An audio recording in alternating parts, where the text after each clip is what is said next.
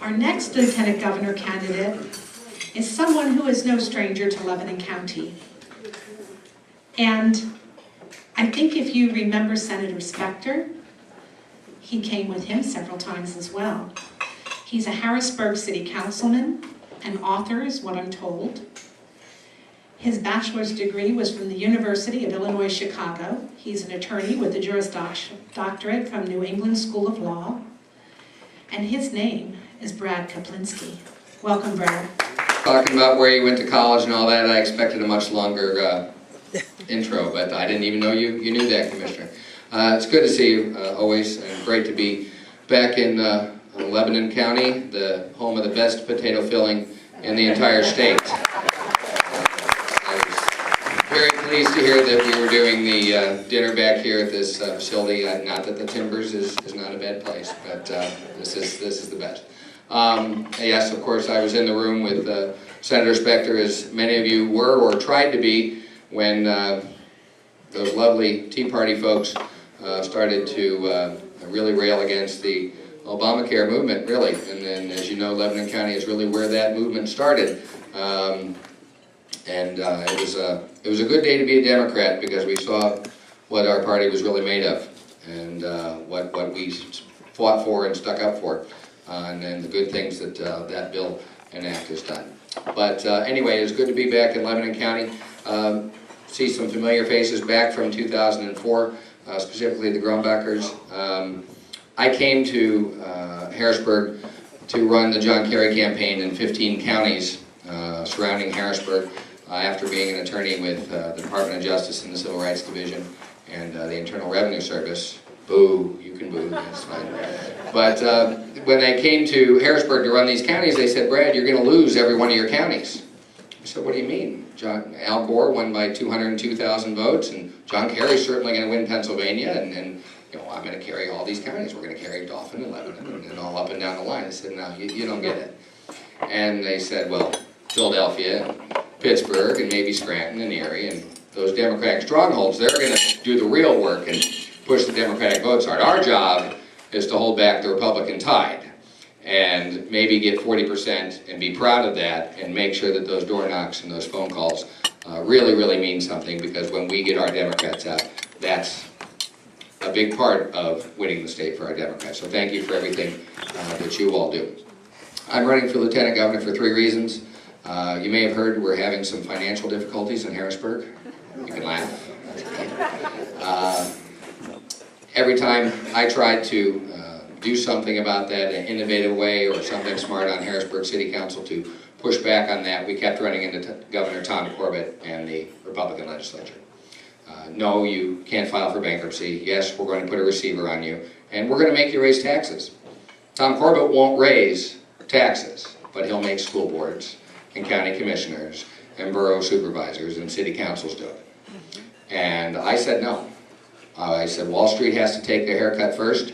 I'm not going to have Main Street, the people of Harrisburg, get their taxes, raise their taxes first.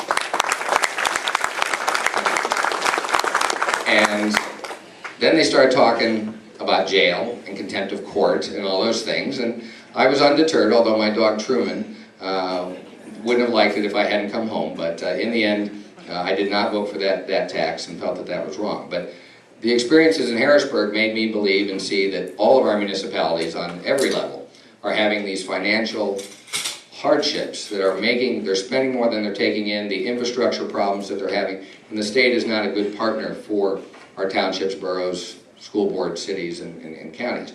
The lieutenant governor is the head of something called the Local Government Advisory Committee, which is made up of local officials and can have some real effect in changing the way our municipalities work, give them some autonomy, give them some abilities to do some things with revenue, regionalization, so they can serve you better without having to go and knock on Governor Corbett and the legislature's door every time they want to make some changes.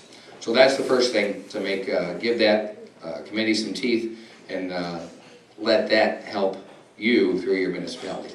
Second thing is, as Mark talked about, Marcellus Shale Commission. That's something that the Lieutenant Governor is the head of. I don't care if you're for it, against it, or indifferent. Tom Corbett should have handled this significantly differently. We're losing so much money. We're losing $400, $500 million a year, really, by not being able to tax our asset. All right, Max talked about the Commonwealth. The Commonwealth is the gas in our land, and they're taking it. They're not paying what we really deserve for it. I mean, we've seen this happen before with oil, with timber, with coal. They take our asset. They don't really pay us what it's worth, most likely. They leave us with environmental effects, and when the asset is gone, they skip town and leave us holding the bag. And we can't let that happen with natural gas. And we want to do something about it with the Marcellus Shale Commission when we can go ahead and get that started and moving again. Third thing is I want to be a great partner for our governor candidate, wherever that's going to be, and that's going to be up to you next May, because we can really take a hammer to Tom Corbett's feet of clay.